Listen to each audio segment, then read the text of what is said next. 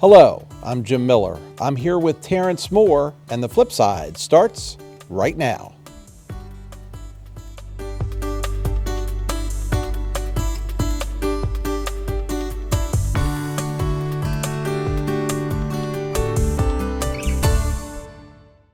Welcome to the show. We're joined tonight by Clint and Crystal Rawlings. They are with America's Hauling for Hope. Clint is the executive director, and Crystal is the president and co-founder. Welcome. Thank you. So, for our viewers that are not familiar, tell us a little bit about an overview of your organization, its mission, core issues, what you aim to address. That was a lot of questions all wrapped up in one. So we started in 2017. Self-funding, basically going into the wealthier houses, Potomac, Maryland, Bel Air, and taking items that had been no longer needed out and either then repurposing them or reselling them. And then when COVID hit, we weren't able to get in those houses anymore. So we had a redirection in trying to find what was the need in our community. And we found that there are a lot of households that qualify for food stamps but can't get to the food pantries. So we started reaching out to the Washington County public school systems and talking to the family liaisons and finding homeowners or residents that aren't getting the food that they need. So through a program that the Maryland Food Bank does, we were able to sign people up with emergency food. And if people aren't able to get to the food pantry, either because they work during the hours they're open, or they lack transportation, or they're disabled, we will go and pick up the groceries for them and deliver it out to them. So the first program we started with was, we called it, and we're still calling it, Hope Food Boxes. And that's to address mostly the working poor families. So what we do is we do a collaboration with St. Mark's Lutheran Food Pantry. They give us the grocery orders, what they have available.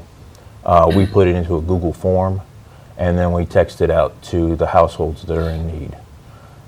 We get a lot of the households that are in need, like I said, from Washington County Public Schools, but it's gotten a lot further than that. We also get from Meritus. They'll send us, they give an intake form and they find out which families don't have food, and they'll send us a list of the people and their contact information. We also, whenever we find new families that need food, we give them a project of homework and we give them a card.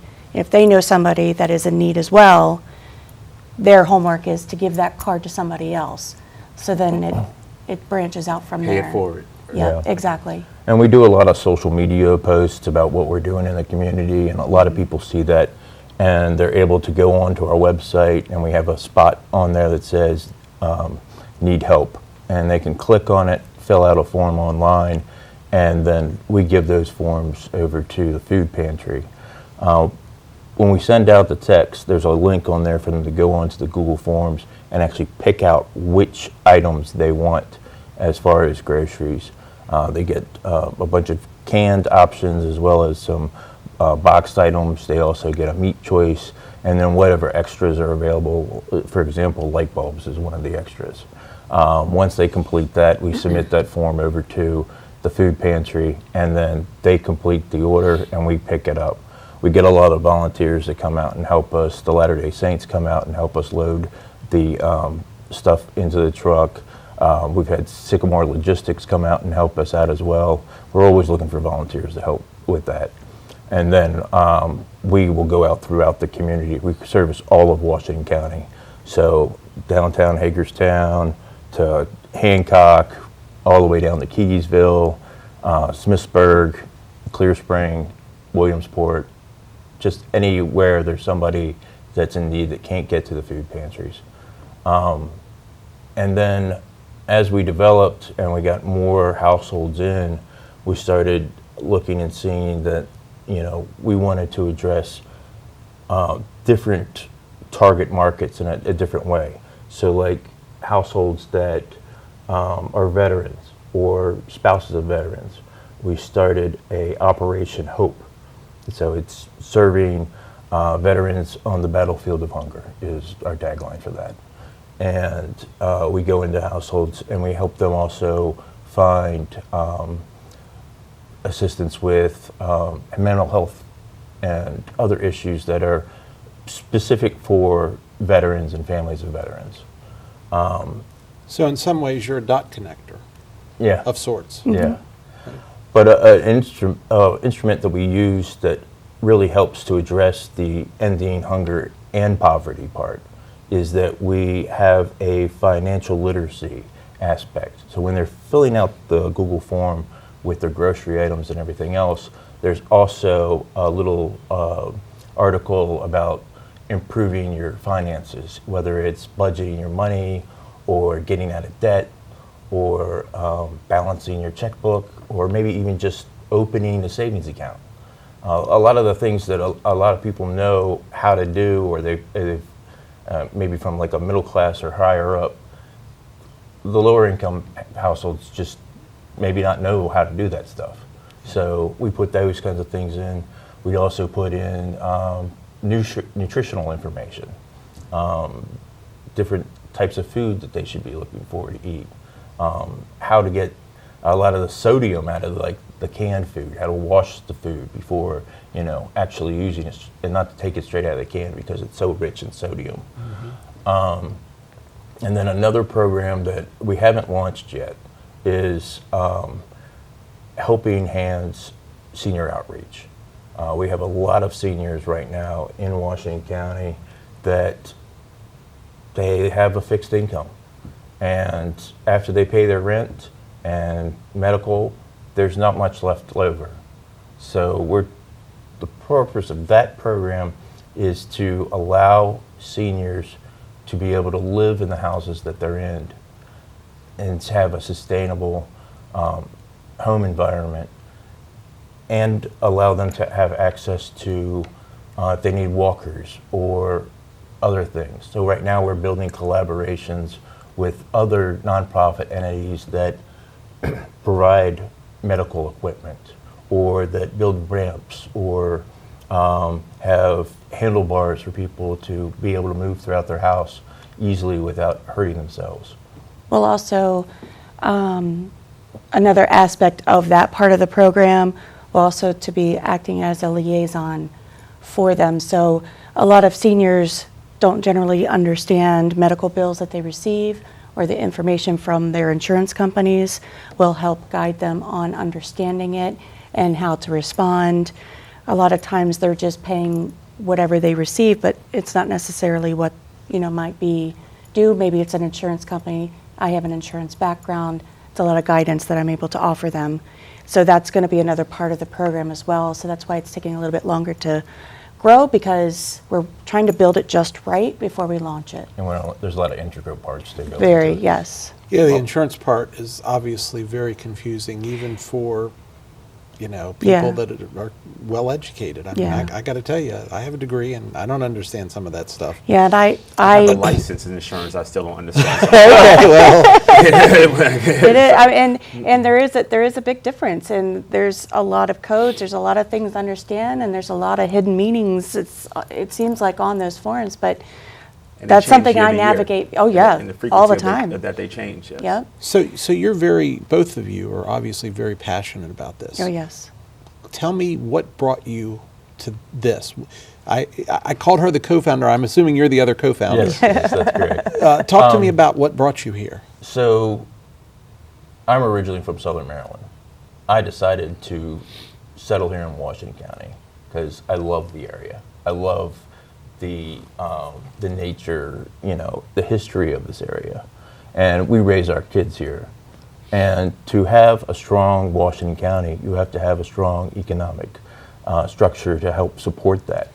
And when you have 10% of the population below the poverty line and another 28% working poor who aren't earning enough to pay all their bills, that's 38% of the population that isn't able to contribute back into Washington County.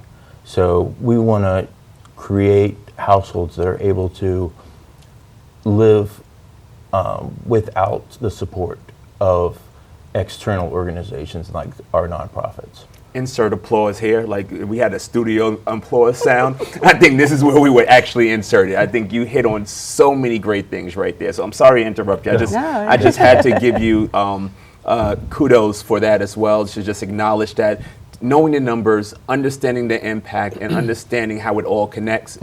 I think that's where a lot of it, even a lot of the great organizations that are doing the work, it is done in a vacuum at times, and not understanding how holistic the work needs to be and impact economically. So sorry, but go ahead. You're fine. But you know, a lot of people approach poverty from outside the bubble.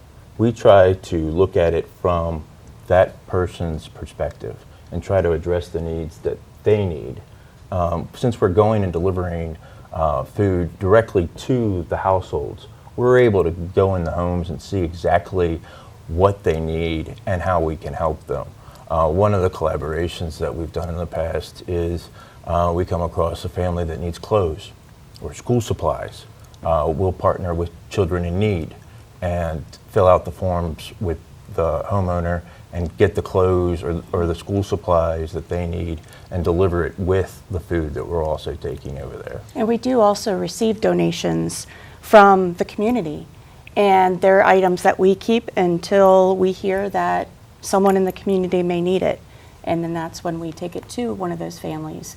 And that's another aspect of our area that's going to be growing a little bit as well. Before 2017, what were you doing?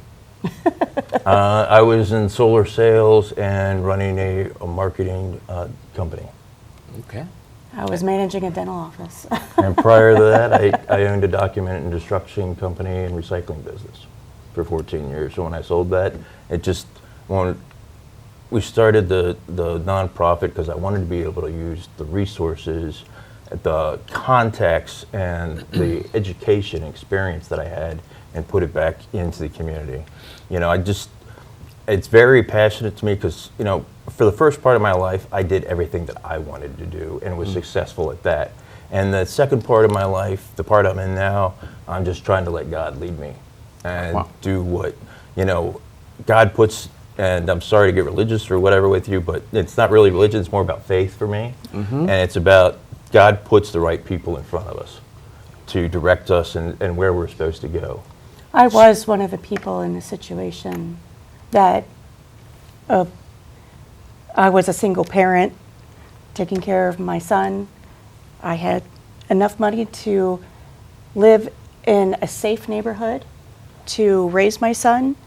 I was working full time and I hardly had any money to, at times we were eating cereal for, you know, breakfast and dinner, and we didn't have any money. And I really wish that there was something out there that would have helped me, and there wasn't. And so that's why, you know, we're really passionate about what we do, because I know what it's like to be there. And that's why when we get those calls in the middle of the week after our deliveries and someone says, I really need help, we're packing a box for those people and we take it to them right then and there.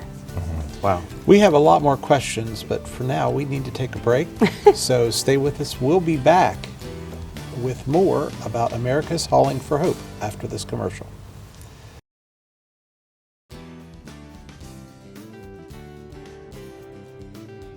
Welcome back. Once again, we're here with Clint and Crystal Rawlings, co-founders of America's Hauling for Hope. Terrence, I'm going to give you the next question. You shared a lot about your organization and, you know, kind of the holistic approach that you're helping out the community. You went from addressing food insecurities to addressing needs for kind of like an in-house caseworker, when you kind of go in and really meet people where they're at and see what they need. Just again, I want to give you kudos on that, because too often we make assumptions and we don't do the simple thing of just asking the question and seeing where the need is. We kind of do a shotgun approach of everything, and hopefully that we're solving the problem, which isn't the case. through this approach, there's so many people in need. What are your numbers? What do you look? How many families? How many individuals have you touched through these programs? So we are currently servicing about 230 households in Washington County, and that's roughly 700 people. It's about 300 and some adults, and it's about 350 kids. So it's a lot of people. But some of our success stories, and I wish the numbers were higher, but we've actually helped about 40 households get out of poverty, not need just extra stuff from any of the nonprofits in the area. And that's just when you're giving people food and they don't have to worry about paying those, especially with the prices they are right now. I just read a report from the USDA that said that over the past 4 years, food prices in the country have gone up 25%. And then you see rent going up too. It just becomes even harder for people who aren't making a lot of money to pay all their bills. But when they're not having to pay for food or vegetables, they are able to take that money and put it towards savings or paying down their debt or saving up for something they need. Maybe they need a car. Maybe they need to fix a vehicle, or maybe it gives them an opportunity to get job training so that they can get a better job. That's a reason a lot of the people that we service are able to get out of poverty. They get a better job or they get a second source of income and they just don't need our services anymore. And we always hear from everyone, even every day when we make the deliveries, thank you. Thank you for what you're doing. Well, here's another thank you for me as well, because a friend of the show is United Way, who is another organization that really addresses a population that I think sometimes falls by the wayside because it's the asset limited income constraint employees. Alice. And we do an Alice study, and I sit on that board, and we do an Alice study, and we kind of look into those numbers and dive into those numbers. And it's a lot of those people that get up every day and they work 40 to 60 hours a week and still are one paycheck away from living on the streets. Right. Or having a home insecurity, are not being able to provide for their family. And they're hardworking. Yes. And many of these were the essential workers that we applauded during COVID as well, that we kind of forgot about again now that we're out of the pandemic, and they're still in those jobs looking and working every day and are just above the poverty level where they don't qualify for subsidies. All right, but yet they still have a great need. And as things rise and salaries don't, they fall further and further behind. Exactly. So I thank you for addressing that population, because I think we forget it too often as well. Well, the other point that you made that I think is critically important, we focus on the core needs, housing, food, those types of things. If you're worried about how you're going to feed your family dinner tonight, it's very hard to focus on going to get a job. It's a vicious circle. There's no way to get out of it. And there's studies out there that prove that kids that aren't getting the proper nutrition, their brains aren't properly working to learn, and when you have food in their stomachs, they're able to take in all the knowledge that they're learning, and it's also helping to build a better future for us, with kids that are properly educated. And that was the basis of the school lunch programs that were placed into our public schools, but yet children are in school all year round, right? There's a large gap of time when children can go hungry, and there's programs like Micah Backpack as well. And you have some connection with Micah Backpack as well. So St. Joseph's Church and Halfway, we took over managing their Micah's Backpack program for Hark, and we have a great collaboration with Hark, Kathy Powderly, and we are currently serving 40 students 6 meals a week at E. Russell Hicks. And the church helps out with fundraising and providing us with food. We get some food from Micah's, of course, through the HARC program, but and we get volunteers that come in and help put the bags together every week. We've had a lot of kids from the local high schools that are looking for their SSL hours. They come in And it's just another way of bringing the community in to help out the community. You must have a fleet of vehicles. How many vehicles are you running to do a lot of this work? So we have a box truck that was purchased through the surplus fund. They gave us $20,000, so we got a decently used 2018 GMC box truck. It's a 14-foot box truck. And then the Gaming Commission gave us another $10,000 to get a trailer. So we're using both of those to get food out. We have delivery bags that are much like the delivery bags you would see from like Chick-fil-A or something like that. And we have ice packs that we put in them, and we make sure, you know, all the food is properly taken care of, and we deliver the food out to those that need it. We also had the benefit of the Gaming Commission giving us money to purchase refrigerators. So we have refrigerators, so if we can't deliver that day, maybe a household is working late or something and there's nobody home to receive the food, we'll store the food in the refrigerators. Or if we receive a very large donation Yes. of milk or something, you know, that Yeah. needs to be refrigerated. That does happen. Clear Spring Creamery, they sell a lot of stuff down in DC, and when they can't sell stuff, they give us a call and we'll go and pick up whatever they have left over. Chocolate milk, strawberry milk, yogurt, all kinds of stuff. We refrigerate that and we give it out to our families. And if it's, you know, if we can't give enough out to the families to get rid of all of it, we'll actually deliver it out to other organizations. We give it to Lasting Chains, or we'll take it over to the Wells House, CASA. or CASA, CASA, Brooks House. Brooks House. We take it, we just distribute it out to the community and make sure that everybody's taking advantage of the resources that we have available to us. A lot of great partners, and kudos again to the Gaming Commission. I know, honestly, they're a huge funder in the community for a lot of our nonprofits, and they do great work, and that commission does a great work and working to take a finite amount of dollars and do the best with it. So it's good to see that coming forward in your organizations as well. Well, and I will tell you, and not to get at all political about this, but this is the kind of project that I think the Gaming Commission should be funding. Great. Right?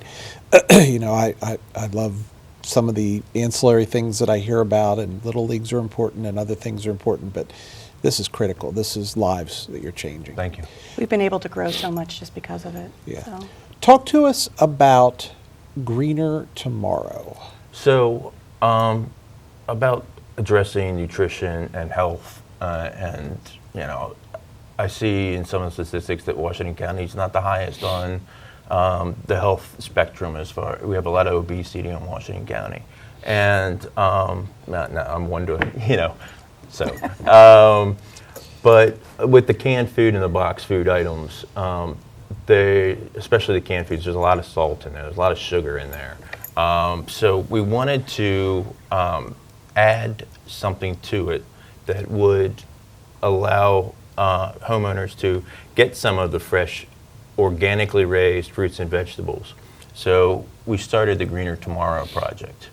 It's not fully funded yet, but we've got the basics to get started with it. We've got the money to build 2 greenhouses. They're not going to be big greenhouses. They're just 16 foot by 6 foot, but they're enough to get us started. And we're currently in the process of growing vegetables and fruits from seeds. We've been doing videos and putting them online.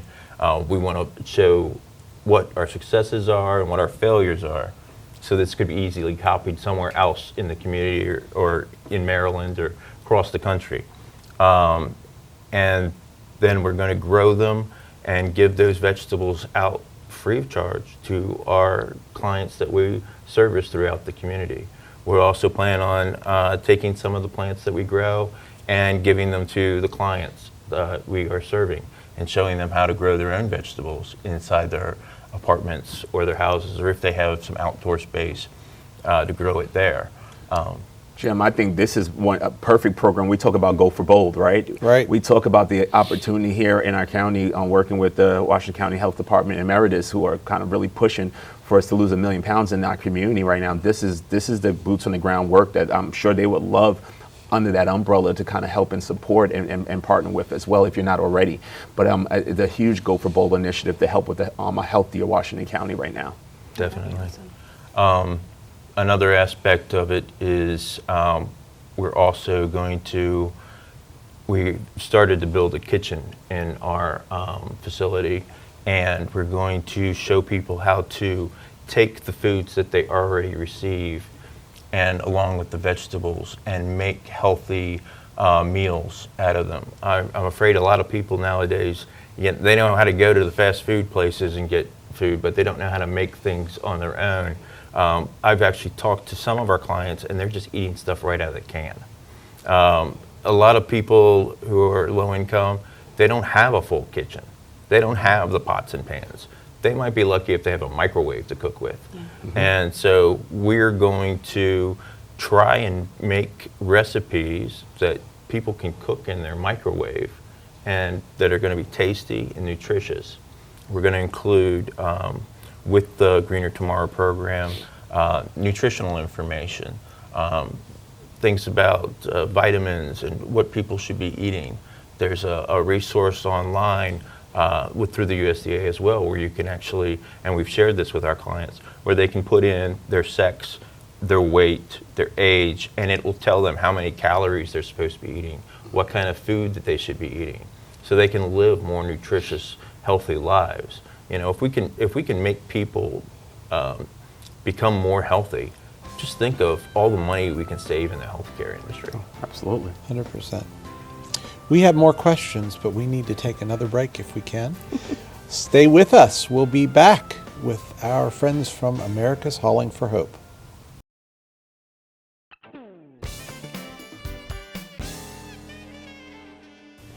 Welcome back. We're here again with Clint and Crystal Rawlings from America's Hauling for Hope. Our last segment with them. Let's get into some other topics. Terrence, where do you want to go next? It's hard to make things happen without the dollars and cents, correct? You're talking about the Gaming Commission as one opportunity for funding for you. Tell us a little bit about how, you know, some of the high cost and where you get money, some of your funding, and also, you know, transparency. How do people know, you know, the dollars that they are donating, what they're receiving in return as far as the work that you're doing in your community? Well, first of all, we have complete transparency. If you go to our website and you request our financials, we make it accessible to anybody who wants to see it. Plus, it's a requirement. As a nonprofit, we have to be able to do that. So, we get some of our funding comes from just putting it out there and saying, "Hey, we need money for this project. Can you go to our website and donate some money? Help feed the families in our area. We're serving working poor, seniors, veterans. You know, we're just trying to, you know, make Washington County a more economically stable county. Some of the we've had some grants from the United Way. We had before we got our truck, we had a service van that needed new tires, and they were able to give us money to get new tires. You know, it might not seem like, you know, $300 or something doesn't seem like a lot of money to some people, but when you're a nonprofit and you're relying on donations, it's a lot of money, you know. But here's the other thing that I think is important about this, and it goes to the transparency piece. I know the United Way. I know a lot of the leaders there. They don't give money to people that they don't trust. They are very, very good stewards of the donors' money that give to the United Way, and that's, I think, their claim to fame in my view. Absolutely. So I think the fact that they're giving you money speaks volumes about your organization. The fact that the Gaming Commission is giving money. Some of these other people that you know are going to do their homework and look into it and say, is this right? Is this wrong? They're saying it's right.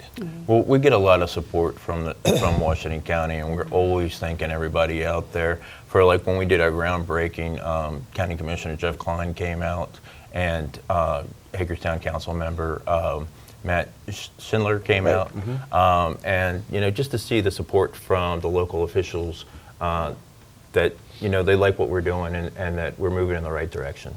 Do you have a facility that you work on? So we do have a facility. We have an address over on Bower Avenue, and we have a two-story building. The first floor we have dedicated to our meetings and our clothing collection, and that's where we have our kitchen as well. The second floor is office space and storage, And then we have another garage where we store all the food that is donated that we give out for people that need emergency food.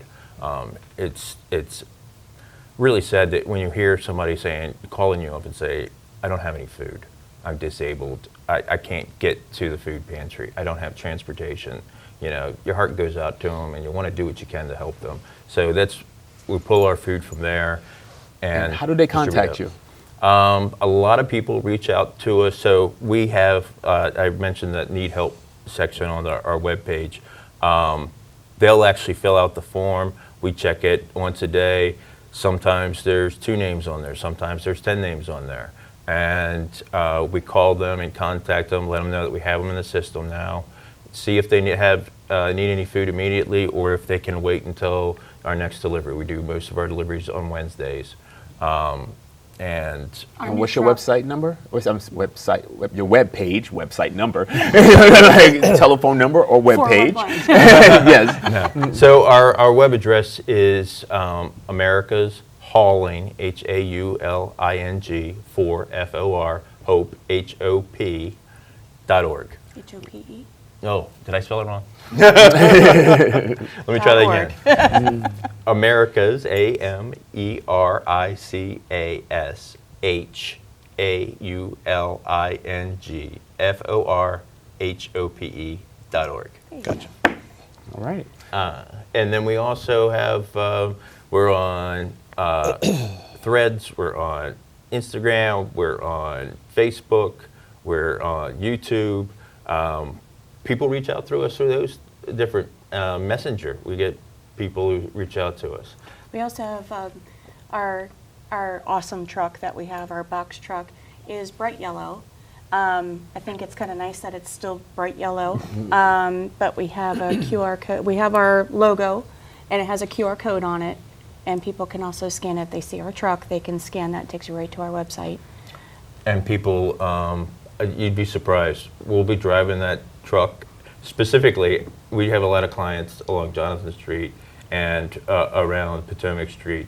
They'll see us driving the truck, and they'll be like, hey, pull over. We got somebody else that needs to sign up. And we'll stop right there, and because everything that we do is on a Google platform, we can just pull it off the internet, get them to sign up right there, and get food out to them either that day or the next week, depending on how soon they need it.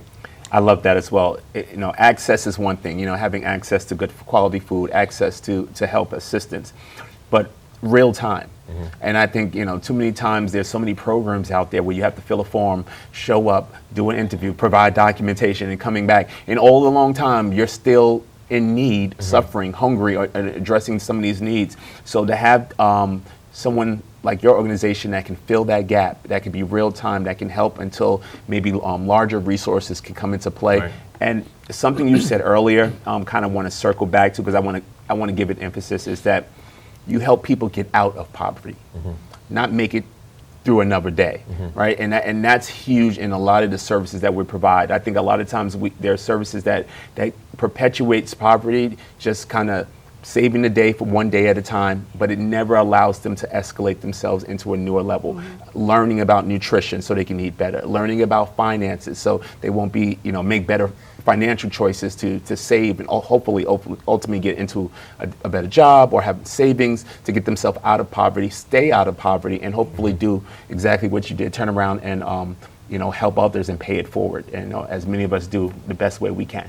In the future, we would actually like to have a bigger literacy program to be able to help with more hands-on, even all the way down to learning how to create a resume and how to do an interview so people can get the jobs that they're wanting. Part of the clothes that we provide, we have a lot of dress suits. For people going for an interview, they can get a business suit from us and have that for an interview.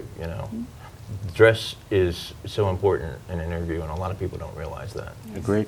You had mentioned a number earlier that you have had 40 families or thereabouts kind of graduate, get out of poverty. That's an amazing number. Yeah, it really is. Yeah, we had a lady who started with us early on. she had served time in jail. She had substance abuse issues. She had gotten herself clean. She was raising her niece, who had just had a baby as well. And she was trying to get money from social services or food from social services, and she was just in a gap period. And signing up for Maryland Medicaid. Right. Yep. And she was in that gap still with them too. Right. Everything was right in that gap. Yeah, so we were able to go in there, provide her and her family with food, reach out to some of our other collaborations throughout the county, reach out to the churches and get like baby formula, get diapers, get beds, because she didn't have anything. The house that she had been in before had been infected with bugs. Bed bugs. Bed Yeah. bugs, and she had to leave everything behind. So she had nothing. So we were able to get the furniture they needed to live, the food they needed, everything that they needed. You're like basic need triage. You need to put a light on the top of that yellow van, right? You know, like an emergency services. Like I love the concept and I love the work that you're doing. So, and collaboration as well. Yeah. I think that what you're doing, as Jim pointed out about being a dot connector, like you're doing great work between a number of nonprofits that do something specific in their silos and their expertise, and you're kind of being that connector between multiple and being that real-time triage into the community. So thank you for that. The HARC actually put together a list of all the nonprofits and all the different aids available in Washington County. And we have another page on our website, it's called Resources. And they can go on there and find all the different places where they can go in Washington County and get other things that they need. Like 211. Yeah. Yeah. Absolutely. Yep. What are the obstacles that you're facing right now? What do you need help with? Funding. Yeah. Like I said, our Greener Tomorrow project, we've got the greenhouses, we've got the seeds, but we need the extra funding for, we want to do a sub-irrigation system for our planters. We need planters. We just need to get the extra funds to take care of that. Volunteers, luckily we've been great with getting some volunteers in. We always get a lot of new volunteers. We have some experienced gardeners that are coming in. We're reaching out to the community if people like to garden and they want to help us with growing the plants. Definitely need that. We have always need people to help us carry the food into from the pantry to the trucks. We just actually received permission to partner with the Maryland Food Bank. And so we're going to actually have our own pantry, which we will be able to service people from that pantry to deliver the food. And we'll also be able to access some of their resources to get fresh vegetables and fruits while we're building up the Greener Tomorrow program and getting that out to our clients as well. Amazing. We're really excited about that one. So if someone wants to volunteer, they contact you through your website? Yeah, they can do that, or they can go to Hauling, Hauling, the number 4, hope, HOPE @gmail.com. They can also call or text us at 240-527-8075. We have a contact list on our website. They can message us through Messenger or reach out to us through Facebook or Instagram or anything else that's available. Smoke signals and carrier pigeons as well. Right. Yeah, we're always watching. Or if you see it, like a lot of people do, if they see our truck driving down through town, flag us down, We're there to help. And we try to put ourselves out in the community a lot. So if there's some kind of event going on at a school, what was the school that we were just at for that baby palooza? Oh, Bester, Community Bester. Help. Yes. Yep. We went out there for that. So people come up to us there, and anytime you see us in the community, and even people that we serve, they come up and thank us or just say, we're excited that we're, receiving food from you. Thank you so much. And we're like, no problem. We're here to help you. And they just love meeting us. And, if you see us, don't hesitate to come up to us. We're fun people, and we love interaction. So, yeah, you'll find us. So obviously COVID was an opportunity for you to rethink your organization. Yeah. At first we thought it was an obstacle, but it ended up changing everything. What are the next changes? What do you see in your future? What is your vision? We'd just like to be able to secure more funding to keep our programs going. With having a truck now, there's extra things that go into that. Fuel is a huge expense. And then the expenses for upkeep of the truck. An average delivery day is anywhere between 5 to 7 hours. That's about 147 to 200 miles a day. He actually posts on Facebook his route. And if anybody takes a look at that, you'll see We're his all little over route. Washington. Yeah, he's like this. Wow. But it's pretty incredible, but it takes a lot. He does all the driving. And you're not exempt from rising costs yourself, No. right? No. So, gas prices is... It's like we were on one of the back roads in Washington County, and there was tree limbs all over the road. Yeah. And just coming over a hill, and there was another vehicle coming. There was nowhere else to go. Had to run over one of those tree limbs, and it punctured a back tire. Wow. That's $200 right there. So we have to plan for those unexpected expenses and have that same savings that we want our clients to have. We have to have that budgeted in, because if we don't, we're not going to be able to be sustainable. Absolutely. Clint, Crystal, we appreciate your time tonight. We appreciate your story, and we appreciate your hard work. And I know the community does as well. We hope you'll come back and see us again. Yeah, Thank you for so much inviting for us out. having us. We really appreciate appreciate your time. it. Thank you. Stay with us. We'll be back with the lightning round after this.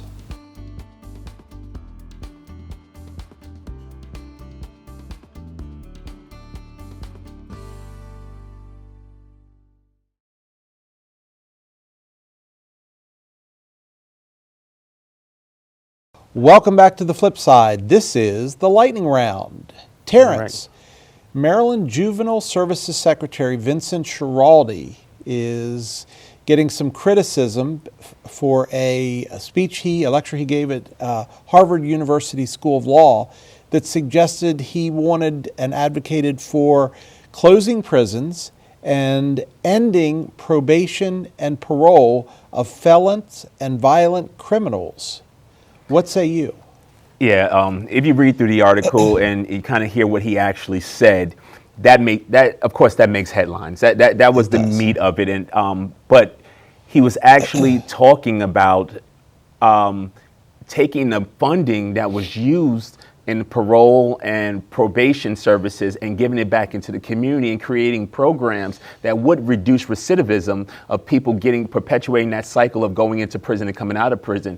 I know that the big thing was public safety, but we don't understand that a lot of these individuals circulate through the prison systems, impacts our tax dollars, and also creates public safety because they don't see a light at the end of the tunnel, and which leads them back into the prison system. So I think if you look into what he was truly trying to say was about restructuring the process and how we spend money and putting it in the right place to reduce recidivism. I couldn't agree with you more. My concern, though, and one of the areas that he's drawing criticism for is the fact that he's not answering a lot of questions after the fact. Oh, because he put his foot in his mouth. You don't have that kind of job and make that kind of statement out in public, right? But if you're being misquoted, if you're being misinterpreted, then shouldn't you correct the record? You should correct the record, but how often do we find individuals who try to correct the record backpedaling and stepping into something even more, right? I think that these were radical suggestions he was making in this panel, the student forum, and I believe it got taken out of context, and otherwise he probably would have said it differently or wouldn't said it within that forum of doing so. So there's some scrutiny coming to that. But I did call out one of his quotes that said parole and probation are services of the poor, right? And pointing out to the number of people who are truly impacted by these services, and they're the ones that find themselves back in the prison system most likely because they can't find the jobs when they're on parole. And if you dig into parole and probation violations, a number of them are minor offenses that send people back into the prison systems for months in years costing us more dollars because somebody missed a probation visit. Somebody, we just talked about the legalization of marijuana. How many people have been sent back into prison for the use of marijuana, That's even crazy. alcohol, or even associating with another criminal? So if you come home and you can't live in a household, if somebody else in that household happens to been in prison or associate, like some of those little things, I think we could do a deeper dive and do the right by getting the people who caused the most risk to safety in prison and letting everybody else pay their dues and return back to, being part of being a citizen in their communities. Yeah. So I don't know contributing. whether not answering questions or answering limited questions is brilliant or dumb, but I will tell you that he started his speech apparently by saying, just one thing before I begin, I will be discussing some disturbing topics, so be forewarned that this may trigger some sensitivity. So he knew what he was going to say was going to be controversial. And I love that. And I think too often we play it safe. Put things out there. But when you get to the point where you have to explain, like, that was his disclosure. So I think we should give some grace in that moment and understand that he was talking about some radical ideas. Not that he believed in them wholeheartedly, but just some things to take into mind for us to consider some of the issues and problems that we have in our prison system. So I would love to hear more people in position thinking outside the box, because obviously what we're doing isn't not working. No. Absolutely. Yeah. Okay. Next topic. Some of the longest emergency room waits in the country are in, guess where? Maryland. Yes. This was disturbing. We talk about our prison systems, and then we talk about our healthcare systems, right? Healthcare is another major issue that we have, in our state, in our country, and it's only gotten worse post-COVID. So I think a lot of that has turned the light. We see a reduction in staff. I think this is also a byproduct of how much our nurses and doctors and our healthcare professionals took on during the pandemic, and how many left the field and not being able to backfill a lot of those positions. So, I think those are the things that we have to look at, and how do we introduce more people back into the medical profession and, make it to a point where they feel like they're making an impact. But I'm not surprised, especially with healthcare right now and the emergency room being the go-to for too many people as their primary care physician as well.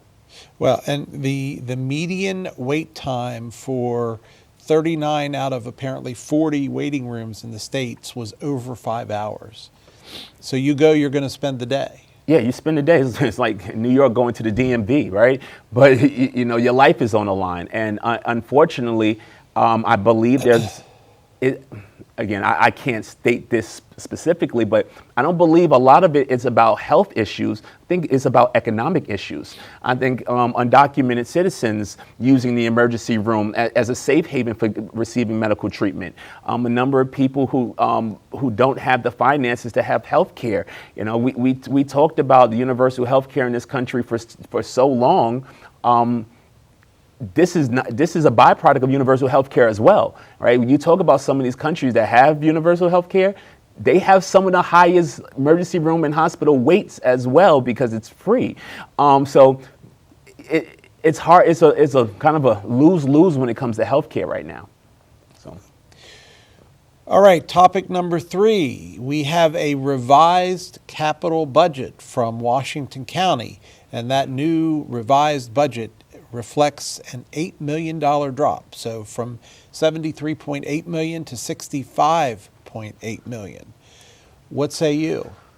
Winter is here, right? Winter is here, and we knew this was going to come, and this is a slow, quiet storm that's turning into a hurricane right now, and we're going to see it in our municipalities, our counties, individuals that we have to make economic decisions right now. It doesn't look like the recession of old, with a lot of job layoffs and people out of work, but a lot of people are working harder for less right now, and the prices are still going up, and that is showing even in our large budgets like this. And what's being hit in this budget? Education. Prison, meds, education, right? So, Fed, meds, and ed, right? You got those three categories that you kind of got to think about when making decisions, and we're going to pay the price because we got to cut somewhere. I just don't believe education is where you do it.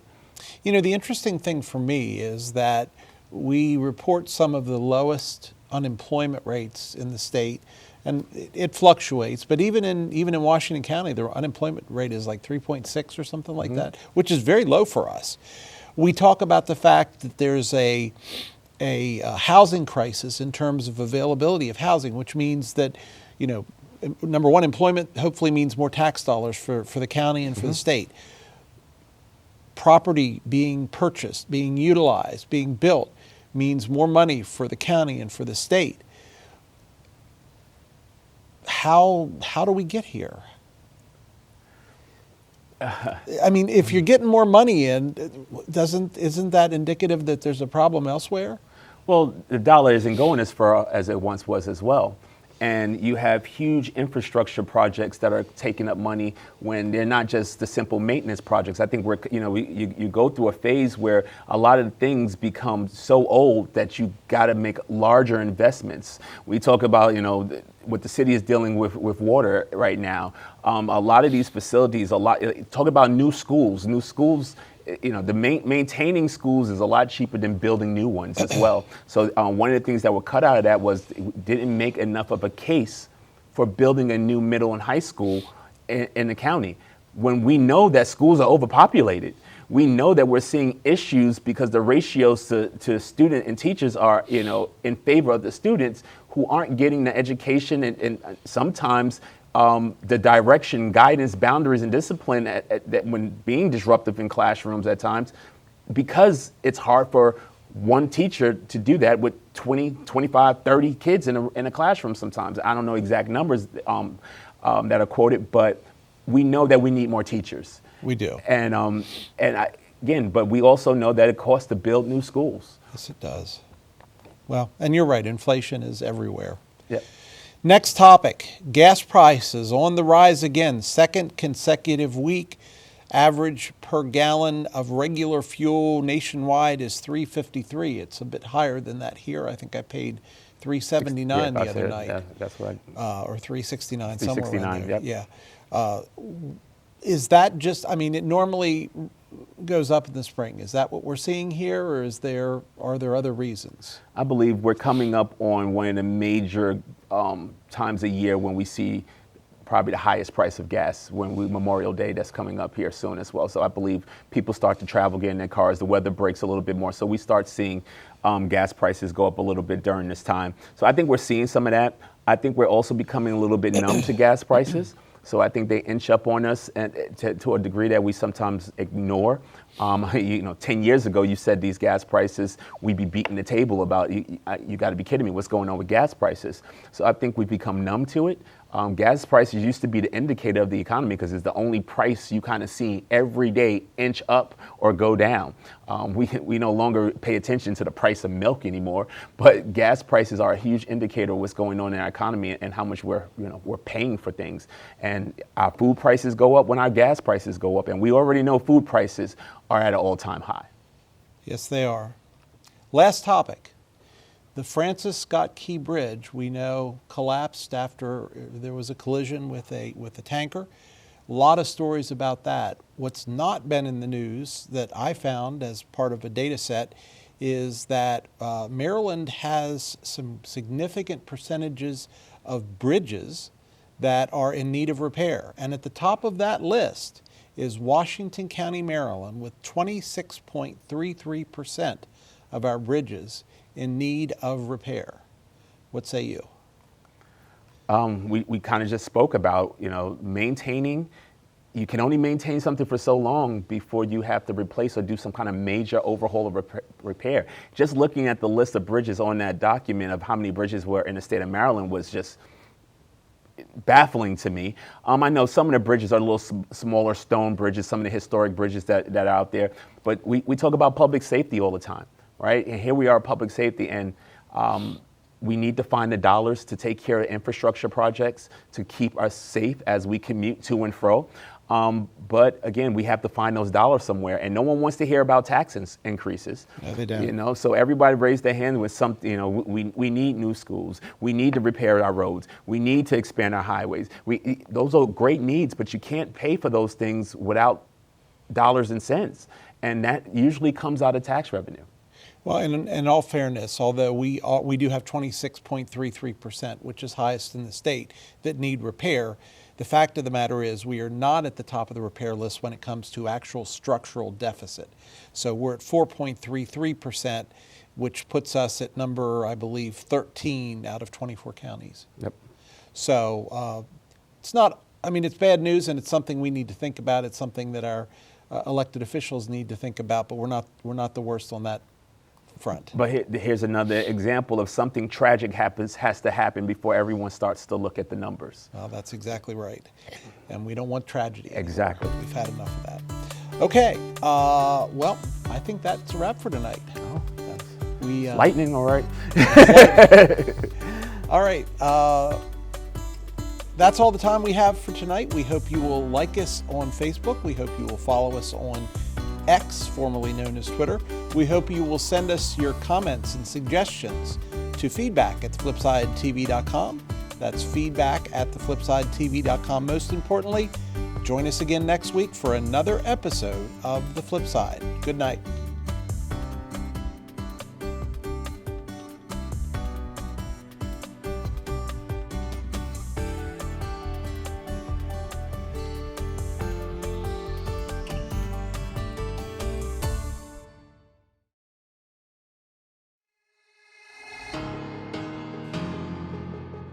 Anytime they're playing music downstairs, it's loud. I go downstairs, see what they're doing, see what music they're doing, see what they're dancing to. I go play piano downstairs, they come get involved. Leah has a drum set beside it, banging that. Any music, that's what they do.